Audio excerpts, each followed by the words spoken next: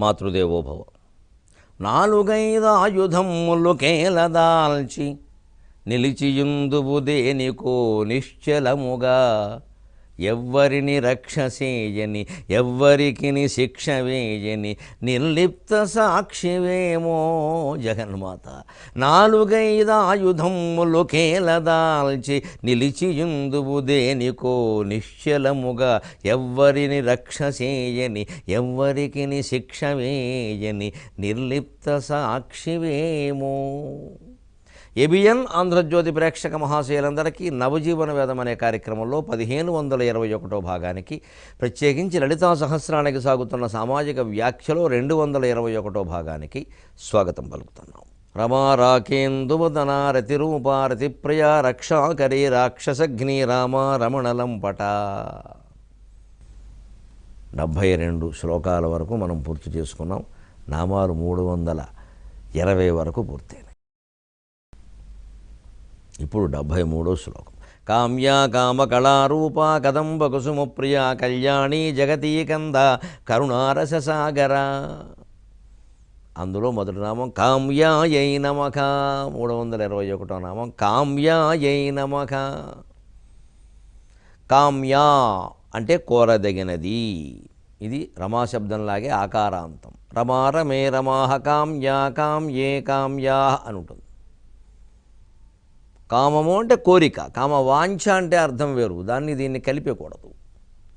అది కూడా నిజానికి కామం అన్నా వాంఛ అన్నా ఒకటే, ఏదో అగ్నిప్పు లాంటి మాట అది నిజానికి. కానీ కామశబ్దం ఎప్పుడైతే లైంగిక వాంఛ అనే అర్థంలో రూఢయిందో కామవాంఛ అని అర్థాన్ని. సరే, అలా అదేదో రూఢయింది. ఇప్పుడు రూఢైన దాన్ని మనం ఏం చేయలేం కదా. ఇంకా బస్సు అనేదానికి బదులు అదేదో ఇంగ్లీషు మాట కదా అని ఎన్ని రకాల మాటలు మనం పెట్టే ప్రయత్నం చేసినా జనం బస్సునే అంటారు.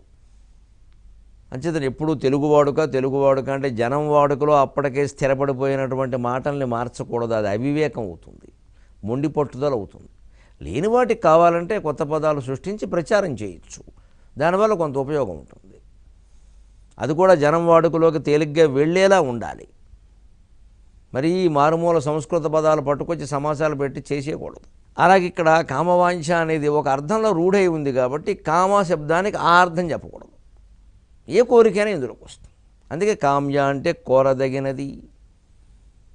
ఏమిటి కోరదగినది? ఇందులో ముముక్షువుల చేత కోరదగినది. ఎప్పుడు మనం చేసేటువంటి కర్మకాండంలో కూడా కామ్యకర్మ నిష్కామకర్మ అని 2 ఉంటాయి. ఆ నిష్కామకర్మల గురించే భగవద్గీతలో 3వ అధ్యాయంలో కర్మయోగంలో పరమాత్మ చెప్పాడు. నువ్వు చేసే పని చేయవయ్యా, దాని గురించి కాదు, దానికి కోరికలు జత చెయ్యకు, మామూలుగా చెయ్యి, వదిలేయి అంతే. కానీ కామ్యకర్మలు కూడా మనకు ఉన్నాయి. అందరూ ఆ నిష్కామకర్మ స్థితిలో ఉండలేరు, చాలా కష్టం అది. అందుకే సామాన్యులను కూడా మనం ఎవరికి బెదిరించాల్సిన పనే లేదు. అతీతమైన వైరాగ్యాన్ని వాళ్ళకి బోధించే ఉపయోగము లేదు. వాళ్ళది గ్రహించలేరు. అందుకే భగవద్గీతలో 18 అధ్యాయాల్లోనూ అనేక రకాల ఉపాయాలు ఉన్నాయి. అది ఒక్కటి చాలు మొత్తం ప్రపంచాన్ని ఉద్ధరించడానికి. ప్రత్యేకించి హిందువులకైతే మీ గ్రంథం ఏమిటంటే భగవద్గీత అని చెప్పేయచ్చు అనుమానం లేకుండా. అంత గొప్పది అది. ఇంక ఏమీ అంతకంటే పెద్ద ఉన్నా చిన్న ఉన్నా దానికి వ్యాఖ్యానాలే అని చెప్పుకోవచ్చు. మొత్తం యావత్ ప్రపంచానికి పనికొస్తుంది. ప్రత్యేకించి హిందువులు సగర్వంగా ఇది మా గ్రంథం అండి. భారతీయులు, హిందువులు అన్నమాట ఏమిటి, ముస్లింలు, క్రైస్తవులు, ఇతర మతస్థులు ఎవరైనా సరే, నాస్తికుడు కూడా అసలు భగవద్గీత చదివితే దేవుణ్ణి ఒప్పుకుంటాడు. అందులో ఊరికే దేవుడు మహిమలు ఎక్కడ ప్రస్తావన లేదు. అంత హేతువాదం. అది భగవద్గీత అంత హేతువాదం, పూర్తి ప్రకృతివాదం. నాస్తికుడు కూడా భగవద్గీతను ఒప్పుకోండి. బోడు వ్యక్తిత్వ వికాసం ఉంది అందులో. మనిషిని ఉన్నతుని చేసేటువంటి విధానం అంతా ఉంది. పైగా మెట్టు మీద మెట్టు ఎలా ఎక్కచ్చో చెబుతాడు కృష్ణ పరమాత్మ. మన అదృష్టం కొద్దీ వ్యాసుడు గ్రంథస్థం చేశాడు దాన్ని. అర్జునుడి పేరు మీద మనం అంతా విన్నాం. అది భగవద్గీత గొప్పతనం. అందుకని అందులో నిష్కామ కర్మయోగం చెప్పాడు. పక్కనే మళ్ళీ ఏమన్నా అంటే ఆర్తో జిజ్ఞాసురర్థార్థి జ్ఞానీచ భరతర్షభ.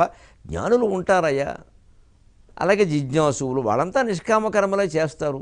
కానీ ఆర్తి ఒక దుఃఖంలో ఉండి బాధపడేవాడిని ఏమీ కోరద్దంటే ఎలాగా? దుఃఖం పోవాలని కోరడావాడు అని నిజమే కోరతాడు. అంచేత కామ్య. ఆ కోరేది అమ్మవారిని కోరండి. అంటే ఏమిటి? ఈ కోరికను కోరడం కాదు, మనం అక్కడ కొంచెం దృష్టిలో పెట్టుకోవాలి. అర్థార్థి ఏదో ఒక అవసరం ఉంది, ఒక ప్రయోజనం. ఓ కోర్టు కేసు ఉంది, ఉదాహరణకు న్యాయస్థానంలో ఓ వ్యాజ్యం వేసాం, అది నెగ్గుతామో నెగ్గమో అని ఆందోళనలో ఉంది. అప్పుడు మనిషికి సహజంగా ఏమనిపిస్తుంటే నెగ్గకపోతే ఎలాగా బోళ్ళు ఆస్తి పోతుంది, లేకపోతే అవమానపడిపోతాము, పరువు పోతుంది, ఏదో ఒకటి ఉంటుంది. లేకపోతే ఎంతకాలం నెగ్గాలని కోరుకోం కదా, మంచిదే. కానీ ఆ గుళ్ళోకి వెళ్ళి ఆ వ్యాజ్యంలో నెగ్గాలి అని కోరుకున్న తర్వాత ఇంటికి వచ్చి కాసేపు ఒక 10 నిమిషాలు ప్రశాంతంగా భర్త కూడా దగ్గర లేకుండా ఒక్కరే అలా కూర్చుని ఆలోచన చేయాలి. ఇప్పుడు ఇది నెగ్గినంతలో అయిపోయిందా జీవితం? కాస్త ఏదో పరువు నిలబడవచ్చు, కొంత ఆస్తి కలిసి రావచ్చు, లేదా ఉన్న ఆస్తిని మనం రక్షించుకోవచ్చు. ఇది అంత గొప్ప విషయమా? అసలు నిజంగా ఇంకో ఆలోచన చేయాలి. భగవతత్వం మనకి దృఢపడాలి, మనం ఆస్తికులుగా నిజంగా మిగలాలంటే ఇంకో ఆలోచన చేయాలి. అసలు మనం కోరిన కోరిక భగవంతుడు తీరుస్తాడా అని ఆలోచించాలి. హేతువాద పద్ధతిలో ఆలోచించాలి, ఒక నమ్మకంతో కాదు. అలా అనకూడదు అని చెంపలేసుకోక్కర్లేదు. అక్కడ ఆలోచించు, పక్కగా ఆలోచించు, పరమ దిగంబరంగా ఆలోచించు. ఆలోచన దిగంబరం అని చెప్పాను, అర్థం చేసుకోండి. పరమ దిగంబరంగా అంటే దానికి ఏం పేర్చకుండా ఎలా ఉన్నదో అలా భగవంతుడు తీరుస్తాడా? అసలు మన కోరికలు తీర్చే అవసరం ఆయనకి ఏమిటండి? మనం ఏం చేస్తే మాత్రం? సర్వశక్తిమంతుడు కాబట్టి తీరుస్తాడు, సర్వజ్ఞుడు కాబట్టి తీరుస్తాడు, సర్వాంతర్యామి కాబట్టి తీరుస్తాడు. అది హేతువాదం. సర్వత్రా నిండి ఉన్నటువంటి జీవశక్తిని దైవం అన్నారు. మనం దాని రాముడనో కృష్ణుడనో అమ్మవారనో మరో విగ్రహానికి పరిమితం చేయడం వల్ల ఇబ్బంది పడుతున్నాం. ఈ విగ్రహాలు, ఈ రూపకల్పన వ్యవహారం మొత్తం ఆరాధన వ్యవస్థ అనే దాన్ని మర్చిపోయి అదే అసలైన వ్యవస్థ అనుకుంటున్నాం మనం. ఇంకా అక్కడి నుంచి గొడవలు అయిపోతాం. ఏ మతం వారైనా ఈ ఆలోచన తీసుకుని ఆలోచించండి, సోదరభావంతో బ్రహ్మాండంగా ఉంటుంది. భగవద్గీత చెప్పిన విషయం అందరూ అంగీకరిస్తారు. వెనక ఒక పండితుడు ఒక భగవద్గీత, బైబిల్, ఖురాన్ అని 3 గ్రంథాల్లో ఉండేటువంటి విషయాలు సమానంగా స్వీకరించి రాశాడు కూడా. నేను చిన్నతనంలోనే 17 ఏళ్ల వయసులో చదివాను నేను. ఎంత అసలు సామ్యమైన విషయాలు చాలా చెప్పాడు. మత సామరస్యానికి బాగా ఉపయోగపడే విషయం అది. దాంట్లో తీరుస్తాడైన సర్వజ్ఞుడు అంటే అన్నీ తెలిసినవాడే కదా, అది దృష్టిలో పెట్టుకోండి. హేతువాదం అంటే అక్కడ అన్నీ తెలిసినవాడని మనం ఒప్పుకుంటున్నాం కదా. అలాగే సర్వాంతర్యామి, అంతటా నిండి ఉన్నాడు అని ఒప్పుకుంటున్నాం కదా. లేకపోతే మన కోరిక తీర్చే అవకాశం లేదు. మనకు తీరంది ఆయనకి ఎలా తీరుతుంది? మన ప్రయత్నం ఫలించినప్పుడు దేవుడి ప్రయత్నం మాత్రం ఎలా ఫలిస్తుంది? జీవుడి కంటే దేవుడికి ఇంకేవో గొప్ప లక్షణాలు ఏవో ఉండాలి కదా, అది అంగీకరించి తీరాలి కదా. ఉన్నాయి కదా, జీవుడు కించిజ్ఞుడు, దేవుడు సర్వజ్ఞుడు. దేవుడు కించిత్ మాత్రం వ్యాప్తి, దేవుడిది సర్వత్ర వ్యాప్తి, మంచిది ఒప్పుకుందాం. అలా ఉన్నప్పుడు ఆయన సర్వజ్ఞుడు అయినప్పుడు సర్వాంతర్యామి అయ్యాడు కాబట్టి తీరుస్తాడు. బాగుంది. సర్వశక్తిమంతుడు కూడా కావాలి. అంతటా ఉండడం, అన్నీ తెలుసు ఉండడం కాదు, పనిచేయాలిగా. కొంతమంది జ్ఞానులు ఉంటారు, వాళ్ళకి చాలా విషయాలు తెలుసు. కానీ ఏదైనా ఏమండి మీరు ఒక వ్యాసం రాస్తే పత్రికలకు బాగుంటుంది, ఎవడు పట్టించుకోవడం కావాలి వీడికి, రాయడం కాదు. ఇదే మరి. ఎందుకంటే ముందు రాయడానికి బతకం. కానీ ఇంటికి వచ్చిన వాడిని కూర్చోబెట్టి గంట సుత్తేస్తాడు. అసలు ఈ ప్రభుత్వాలన్నీ డర్టీ గవర్నమెంట్స్ అండి, డర్టీ అని తేలిగ్గా వాడేస్తాడు. పోనీ నిజమేనండి, ఆ ప్రభుత్వాలను తీసేద్దామండి, ముఖ్యమంత్రి గారిని నేను ఒప్పిస్తానండి, ఆయన చేత రాజీనామా చేయిస్తానండి, మీరు ముఖ్యమంత్రిగా ఉండండి, మీరు ఏ విధానం అవలంబిస్తారంటే ఒట్టిదండి, జనం వినరండి అంటాడు. మరి జనం వినరు అనే మాట ఈ ముఖ్యమంత్రికి కూడా వర్తిస్తుందిగా. మన ముఖ్యమంత్రిని మనం నిందించడం ఎందుకు? ఈ ఆలోచన తేడా. తేలికండి, ప్రభుత్వంలో ఉన్న వాళ్ళని నిందించడం చాలా తేలిక. కానీ ప్రత్యామ్నాయ వ్యవస్థ ఏమిటి? మనం తీసుకెళ్ళి ఆ పీఠంలో కూర్చోబెడితే మనం ఏమైనా చేయగలమా? మంచిది, వారి పరిధిలో ఉండి వారు ఏదైనా చేయకపోతే మనం అనాలి. కానీ వారు మాటిమాటికి ఇంగ్లీషు మాట్లాడుతూ నోటమట ముఖ్యమంత్రి, మంత్రులు కూడాను అధికార భాష తెలుగు అంటే అనొచ్చు గట్టిగా. మీ ముందే మీరే తెలుగు మాట్లాడడం లేదండి, మీరు ఎందుకు అధికార భాష అంటారు, తెలుగు అంటారు, అనవసరంగా మభ్య పెట్టకండి, మాయి చేయకండి నేను చెప్పేయచ్చు. ఎందుకంటే ముందు వారిని వారు సవరించుకోవాలి కదా, దానికేమో చట్టాలక్కర్లేదు మరి. కానీ మంత్రులు, ముఖ్యమంత్రులు, శాసనసభ్యులు అందరి నోట ఇంగ్లీషే వస్తోంది. శాసనసభల్లో ప్రమాణ స్వీకారం ఇంగ్లీషులో చేస్తారా? సిగ్గు లేదా అండి జాతికి? సిగ్గు లేదా అండి? తెలుగు రాష్ట్రాల్లో శాసనసభల్లో ప్రమాణ స్వీకారం ఇంగ్లీషులో చేస్తారా? మన హక్కు, మన స్వేచ్ఛ. మనమే తెలుగు భాష గురించి మాట్లాడతాం. ఒక్కరైనా సరే ఇంగ్లీషులో చేయడానికి ఎలా అనుమతిస్తామండి? అసలు తమిళనాడులో అయితే అనుమతిస్తారా? కర్ణాటకలో కూడా అనుమతించరే. మనకెందుకు వచ్చింది ఈ వ్యాధి? ఇటువంటి విషయాల్లో మనం మంత్రుల్ని, శాసనసభ్యుల్ని నిలబెట్టచ్చు, అడగచ్చు కూడా, సున్నితంగానే అడగచ్చు, పర్వాలేదు. కానీ పరిపాలనా సంబంధమైన విషయాల్లో ఏదో రాగానే దుమ్మెత్తి పోసేస్తే ప్రభుత్వాల్ని కొత్తగా ఇంకొకరు వస్తారు, అంతకంటే ఏం చేస్తారో చెప్పమన్నాడు. అంచిది మేధావులైన వాళ్ళు మార్గాలు సూచించాలి. బాబు ఇలా చేస్తే బాగుంటుంది, ఇలా చేస్తే బాగుంటుంది. ఏమి చేయకుండా కూర్చొని ఊరికే తిడుతూ ఉంటే అరుగుల మీద ఉపయోగం ఏమిటి? అంచేది ఎక్కడా మనుషుల యొక్క సామాన్యమైనటువంటి మానవుల్లో వాళ్ళ భావుక స్థితి వాళ్ళకు ఉంటుంది, వాళ్ళ జ్ఞాన స్థాయి వాళ్ళకు ఉంటుంది. అంతకంటే వెంటనే ఎదగలేరు వాళ్ళు, కొంతకాలానికి ఎదుగుతారు. అందుకనే భగవంతుడు ఆర్తుడై నన్ను పిలిచేవాడిని ఆదుకుంటాను, అలాగే ఏదో కోరికతో నన్ను ప్రార్థించేవాడు కూడా కోరిక తీరుస్తాను, లేకపోతే వాడు నమ్మడు నన్ను. ఆ నమ్మడం వల్ల ప్రయోజనాలు తర్వాత ఉంటాయని. అంచేతనే ఆ కోరికలు ఉన్నవాళ్ళు ఏదో వ్యాజ్యం ఒకటి నెగ్గాలి అనో లేకపోతే ఫలానా పోటీలో నెగ్గాలనో అనుకున్నవాళ్ళు ఒక్కసారి ఆలోచన చేయండి. సర్వాంతర్యామి కాబట్టి తీరుస్తాడు, సర్వశక్తిమంతుడు కాబట్టి తీరుస్తాడు. ఇంకో మాట ఉంది, సర్వజ్ఞుడు కాబట్టి తీరుస్తాడు. అంటే ఆయన శక్తిమంతుడు కాబట్టి తీరుస్తాడు, బాగానే ఉంది, ఒప్పుకుందాం. సర్వాంతర్యామి కాబట్టి తీరుస్తాడు. అంత దూరం మనం వెళ్ళక్కల అక్కడికి ఆయన కిరణ ప్రసారం ఏదో చేయిస్తాడు, ఏదో జరగాలి కదండి, ఏది జరగకుండా ఏం మాయ జరగదు కదా, అక్కడ చేయిస్తాడు, అక్కడ మార్పు వచ్చేస్తుంది అనే అనుకుందాం. సర్వజ్ఞుడు కదా, అటువంటిప్పుడు మనం చెప్పాల్సిన పని ఉందా? అది విషయం. అప్పుడు వెంటనే ఈ కామ్యకర్మ నుంచి నిష్కామకర్మకు వచ్చేస్తాడు భక్తుడు. వివేచన అంటే ఇది, విచారణ అంటే ఇది, తత్వ విచారం అంటే ఇప్పుడు హేతువాద పద్ధతిలోనే జరగాలి. అందుకే వివేకానందుడు అంటాడు, religion is not believing, it is being and becoming, not believing. Hindu మతాన్ని విశ్వాసం అంటారు ఏమిటండి, దరిద్రపు మాట. అది వాస్తవం, అది విశ్లేషణ, అది విచారణ, అది వివేచన. సర్వజ్ఞుడు అనే మాటకు అర్థం తెలిస్తే ఇక కోరికలు కోరం మనం, ఎందుకంటే అన్నీ తెలుసును ఆయనకి. అన్నీ తెలుసున్న వాడు నువ్వేమిటి కోరేది ఇక్కడ? అప్పుడు ఏమవుతాడు? ముముక్షుకామ్య అన్నారు దీనికి వ్యాఖ్యానంలో భాస్కర్ రాయలు, సింహం భట్ల వారు, ఇతరులు కూడా. ముముక్షు మోక్షాన్ని కాంచుతాడు. మోక్షం ఇచ్చేది ముముక్షు, మోక్తుం ఇచ్చా ముముక్ష. మోక్షం మాత్రమే కోరతాడు, ఇంకేమీ కోరడు. మోక్షం అనేది కూడా ఒక కోరిక అయితే కోరడమే మానేస్తాడు. ఆ విషయం తెలుసుకుంటాడు. కేవలం జపం చేస్తూనే ఉంటాడు, ఏమీ కోరడు. అదే కామ్య. ముముక్షుజనుల చేత కామ్య, ముముక్షుజనై కామ్య అని రాశారు. ఆ మోక్షం అనేటువంటి కోరిక కూడా లేకుండా ఇక కేసుల్లో గెలవడాలు ఇతరత్ర చెప్పనే అక్కర్లేదు. అవి కూడా లేకుండా కేవలం భగవంతుడు సర్వజ్ఞుడు కాబట్టి ఆయనకు అన్నీ తెలుసు, నా కోరికలు చెప్పక్కర్లేదు, నాకు ఏది అవసరమో ఆయనకు తెలుసు. సర్వాంతర్యామి కాబట్టి అక్కడికెళ్ళు ఇక్కడికెళ్ళు అని చెప్పట్లేదు, అన్ని చోట్ల ఉన్నది ఆయనే. సర్వశక్తిమంతుడు కాబట్టి తీరుస్తాడు అనేటువంటి నమ్మకంతో కేవలం జపం చేస్తూ ఉంటే కామ్యాయై నమః సర్వజ్ఞశ్చ దయాకరస్య భవతః కిం వేదితవ్యం మయ శంభోత్వం పరమాంతరంగ ఇతి మే చిత్తే స్మరామ్యన్వకం అని శివానందలహరిలో శంకరాచార్య అంటారు. యోగక్షేమధురంధరస్య సకల శ్రేయఃప్రదోద్యోగినః దృష్టాదృష్టమతోపదేశకృతినో బాహ్యాంతరవ్యాపినః సర్వజ్ఞస్య దయాకరస్య భవతః కిం వేదితవ్యం మయా శంభోత్వం పరమాంతరంగ ఇతి మే చిత్తే స్మరామ్యన్వకం. మన వ్యక్తిగత జీవితంలో, కుటుంబ జీవితంలో, సామాజిక జీవితంలో, ఉద్యోగ జీవితంలో, యావత్ సమాజంలో ఎక్కడెక్కడ ఏ సమస్య ఉన్నా మనం ఆ సమస్యల గురించి కొద్దిసేపు మాత్రమే ఆలోచించి దాన్ని పరమేశ్వరుడికి సమర్పించి నిరంతరం గనక మనస్సులో జపం చేస్తూ ఉంటే వ్యక్తి సమస్యల దగ్గర నుంచి వ్యవస్థ సమస్యల వరకు భగవంతుడు పరిష్కరిస్తాడు. అందరిలో ఉండేటువంటి ఒక మహాశక్తి ఒక రూపం ధరిస్తుంది, దాన్నే అవతారం అంటారు.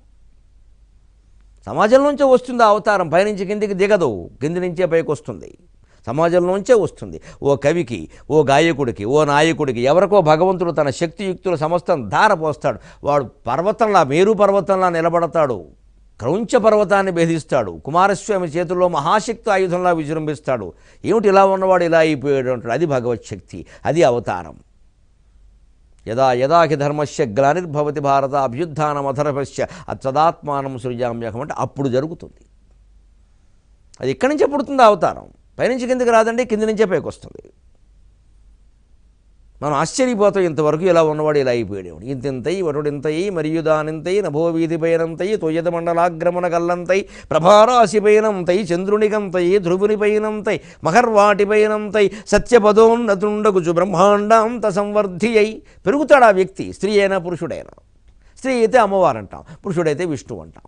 నారాయణ నారాయణ సహోదరి, తేడా ఏం లేదు. అది లక్షణం. అంచేత కామ్యకర్మ కూడా నిష్కామకర్మకి దారి చూపిస్తుంది.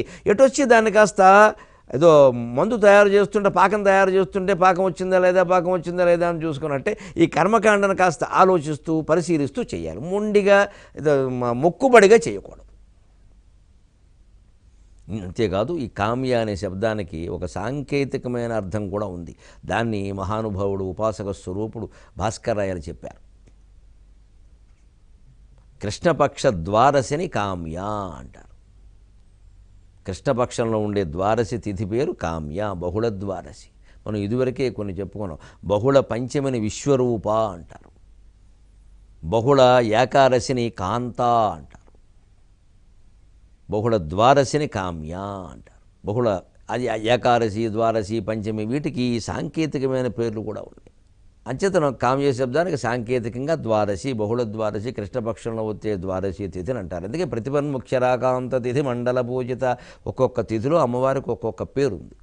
ఇక నేను అన్నాను కదా అని ఈ పేర్ల కోసం పరిశీలన చేయకండి, అవి అంత ముఖ్యమైన విషయం కాదు, ఊరికే విషయం ఉంది కాబట్టి చెప్పాను. ఇంకా అదే మళ్ళీ సాంకేతికను పట్టుకోవడం అంటే అదే, ఇంక దాన్ని పట్టుకుంటాం. ఇంక ఆ పేరు ఉంటే కానీ ఫలించదేమో, ఆ పేరుతో జపం చేయాలేమో, ఆ పేరు ఏమిటో అదో 100 సార్లు రాసేద్దాం, 30 సార్లు కూసేద్దాం, ఈ గొడవలోనే పడతాం. ఇంకా అలా పడకూడదు మాయలు.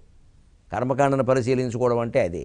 అవన్నీ తెలుసుకోవడం వరకే వదిలేసి ఏం పర్వాలేదు. ఆ పేరుతో కాకపోతే నీకు వచ్చిన పేరుతో జపం చేసినా పర్వాలేదు.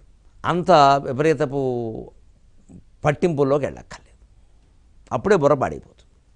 అంటే 321 నామం కామ్యాయై నమః. 322వ నామం కామకళారూపాయై నమః. కామ్య కామకళారూప కదంబ కుసుమ ప్రియ. 322వ నామం కామకళారూపాయై నమః.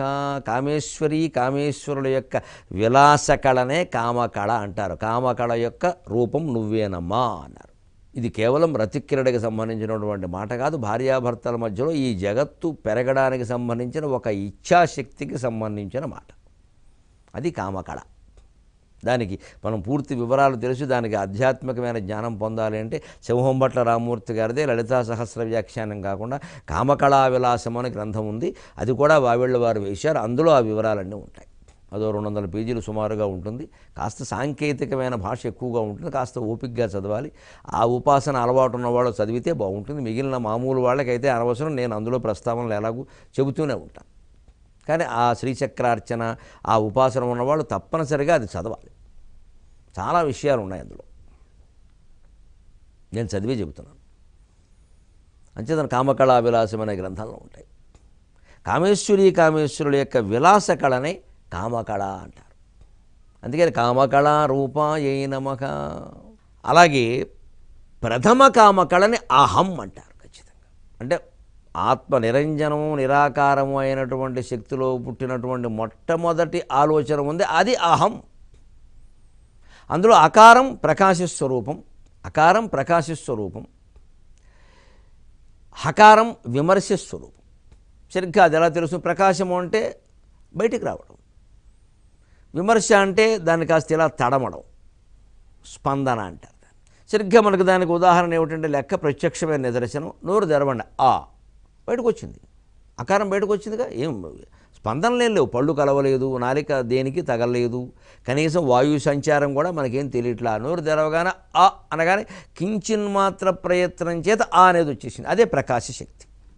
అందుకే మొత్తం ఏ భాషలోనైనా అక్షరమాలలో ముందు ఆకారం ఉంటుంది. అక్షరాణం అకారోస్మి అని భగవద్గీతలో అన్నాడు. అందులో విమర్శ శక్తి హకారం ఎందుకన్నారంటే ఆ నోరు తెరవగానే ఆ వచ్చింది, కానీ హా రావాలంటే కొంచెం విమర్శ చేయాలి. హ అంటే లోపల నుంచి గాలి బయటికి పంపాలి. అకారం ప్రకాశానికి సంబంధించిన సంకేతాక్షరం అయితే హకారం విమర్శకి సంబంధించిన సంకేతాక్షరం. ఇది ప్రకాశ శక్తి అంటారు దీన్ని, దాన్ని విమర్శ శక్తి అంటారు. విమర్శ అంటే మామూలుగా సాహిత్య విమర్శ అవి ఏమైనా చూడక తడమడమేగా, పైన కింద తడిమి ఏమిటి, ఇందులో శబ్దాలంకారం ఏమిటి, అర్థాలంకారం ఏమిటి, భావుకత ఏమిటి, ఈ ప్రౌఢ అంటే ఏమిటి, ఇది వాక్య సంబంధమైన ప్రౌఢ, ఇది పెంచేటువంటి ప్రౌఢ, తగ్గించేటువంటి ప్రౌఢ అని రకరకాలుగా. ఇదే కదా తడమడం అంటే. కాస్త తడిమి చూడండి అంటారు. ఏ వస్తువులైనా తడిమి చూస్తే అందులో ఉండే విషయాలు తెలుస్తాయి. అది మంచిదా చెడ్డదా అని తెలుస్తాయి. వస్తువులు మనం బజార్లో కడితే ఏదైనా కొనాలంటే తడుముతాం కదా. ఊరికే అలా చూసి ఆ బొమ్మలు అలా చూపించగానే కొనేసి ఇంటికి చేసేయండి అనం కదా, ముట్టుకుని చూస్తాం. అదే తడమడం. సరిగ్గా ఆ తడమడమే ఆ విమర్శ ఏమిటంటే నోరు తెరిచి ఆ అనగానే హా అన్నాం, లోపల నుంచి గాలి బయటికి పంపడం. గాలి తడుముతుందిగా, మరి టచ్ చేస్తూ ముట్టుకుంటూ పెడుతుందిగా, అదే విమర్శ. దీన్నే శ్రీచక్రంలో ఎలా చెబుతారు? త్రికోణాత్మకమైన ఆకారంలో అగ్రబిందువుని, బిందుత్రయంలో అగ్రబిందువుని కామ అంటారు. ఈ రెండు బిందువుల్ని రెండింటినీ కళారూపాలు అంటారు, కళలే అంటారు. కామ కళారూప అన్నారు. మూలమైనటువంటి బిందువు 3గా మారింది. దీనికి ప్రతిక్రీడాపరంగా సంకేతాలు వేరుగా ఉంటాయి, అవి మనకి ఇక్కడ అప్రస్తుతం. సృష్టి నిర్మాణానికి సంబంధించిన రహస్యాలు. దీన్ని సరిగ్గా ఆ ఏర్పడిన విధానం కూడా ఎలాగా, నోరు తెరవగానే అకారం వచ్చింది, ప్రకాశ శక్తి. దాని మీద హా ఇలా హ అనగానే లోపల నుంచి గాలి బయటకు వచ్చింది, నాలికి తగులుతూ పళ్ళకి తగులుతూ. అది విమర్శ. ఇంకా మనకి బాగా అర్థం కావాలంటే పురాణ కథల్లో ఉంటుంది అది. కమప్రదా భగవతోపి కటాక్షమాల కళ్యాణమా బహతుమే కమలాలయాయా అని కనకధారాస్తవంలో ఉంటాం. అంటే నిరాకార నిరంజనమైనటువంటి భగవంతుడు, ఆకారమైన భగవంతుడు సాకారుడు కాకుండానే ఆయన సాకారం అవుతాడు. ఒక అవతార ప్రయోజనం ఉంటుంది, రామావతారం, కృష్ణావతారం లాగా. ఆ అవతార ప్రయోజనం నెరవేరే అవకాశం లేకుండా ఏదో మామూలు కాలక్షేపం జరిగిపోతూ ఉంటే ఖచ్చితంగా ఈ విమర్శక శక్తి గుర్తు చేస్తుంది, నాయన మనం కిందికి దిగింది ఎందుకు, నువ్వు అలా మర్చిపోయి కూర్చుని కాలక్షేపం చేసేస్తే ఎలాగా అని కొంచెం రెచ్చగొట్టే ప్రయత్నం చేస్తుంది ఈ విమర్శక శక్తి. అటువంటి సరిగ్గా పరబ్రహ్మ పదార్థం ప్రకాశక శక్తిగాను విమర్శక శక్తిగాను విడిపోయింది. రెండు, ఆ ప్రకాశక శక్తే పురుషుడు, ఆ విమర్శక శక్తే స్త్రీ. అందుకే రామచంద్రమూర్తి రామాయణంలో అరణ్యవాసంలో సీతాదేవి మాయలేడి గురించి కోరుతున్నా సరే, లక్ష్మణుడు ఏదో చెబుతున్నా సరే, ఆవిడేదో వాదిస్తున్నా సరే, ఈయన ధనుస్సుకుండేటువంటి వింటినారి బిగించి మళ్ళీ వదులు చేసి, మళ్ళీ బిగించి మళ్ళీ వదులు చేసి, కాస్త ఏదో కొత్త పెళ్లి కూతురు సంబంధం గురించి మాట్లాడుకుంటూ ఉంటే తండ్రి పక్కనే నిలబడి పూర్వం పైటు కొంగు ఇలా చుట్టుతూ ఉండేది, చుట్టి చుట్టి చుట్టి మళ్ళీ తర్వాత ఇలా విడదీసి మళ్ళీ చుట్టి చుట్టి మళ్ళీ విడదీసేది. దాంతో అర్థమయ్యేది ఆ అమ్మాయికి ఆ అబ్బాయి ఇష్టమా కాదా అని. ఆ విడదీయడం కలపడం చూస్తే తెలిసిపోయేది. వెంటనే అక్కడ ముసలాళ్ళు అది చెబుతాం, దానికి ఇష్టం లేదు, నేను ఊరికే చర్చించకండి అనేవాడు. ఆ కొంగు చుట్టడంలో అంత సంకేత భాష ఉండేదండి బాబు. మా చిన్నతనంలో వినేవాళ్ళం, ఆశ్చర్యపోయేవాళ్ళం, ఔరా స్త్రీలని. అంటే ఈ ఈ ఈ పని చేసేది అమ్మాయే, ఆ రహస్యం చెప్పేది కూడా స్త్రీయే, పెద్ద ఆవిడ. ఈ 16 ఏళ్ళ అమ్మాయి ఎలా చూడదు అంటూ ఉంటే మూతి తిప్పింది, దానికి ఇష్టం లేదు, పదండి ఇంక ఊరికే చర్చ, ఇక్కడ కట్నాలు కానుకలు మాట్లాడుతున్నారు, వాడు దానికి నచ్చలేదు, ఆవుదమ్మహం వాడు, అది ఈ పెద్దావిడ చెప్పేసేది. ఇంట్లో మామగారు అమ్మమ్మగారు ఉంటే ప్రయోజనం అది లేదు. అదే కొంచెం అంటే ఊరికే పట్లు పట్టకండి, అవన్నీ కట్నాలు అలంకారాలు ఆభరణాలు అంటున్నాను, అమ్మాయికి ఇష్టం అని చెప్పేసి.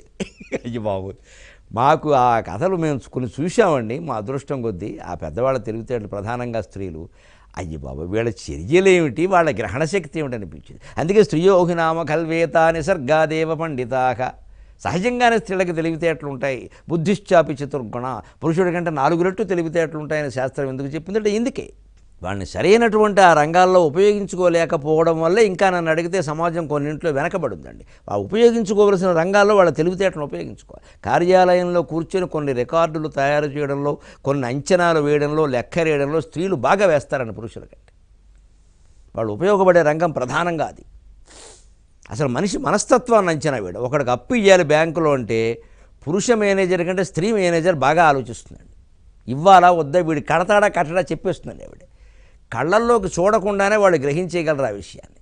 ఈ మొగాడు అలా కాదు, వాడు ఇచ్చిన కూల్ డ్రింకో వాడు కొడుకు పెళ్ళికి వీడు పిలిస్తేనే వీడు పడిపోతాడు. వాడు పడరు.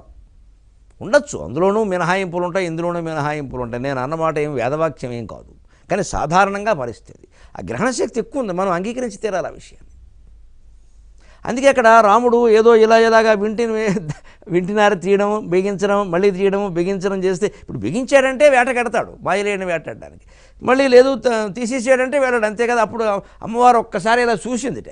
కామప్రదా భగవతోపి కటాక్షమాల అని లక్ష్మీదేవిని వర్ణిస్తారు, కానీ అది సీతాదేవి వర్ణన కనకధారలో. ఓ చూపు చూసింది. ఆ చూపు ఎటువంటిది అంటే భగవతః అపి కామప్రద, నిరాకార నిరంజన నిరాధార పదార్థమైనటువంటి పరమేశ్వరంలో కూడా ఒక కోరికని రెచ్చగొట్టే చూపు, అది సీతాదేవి చూసింది. అంచేతనే కామకళా రూపం యై నమః. 23:30 గంటల్లో మళ్ళీ కలుద్దాం.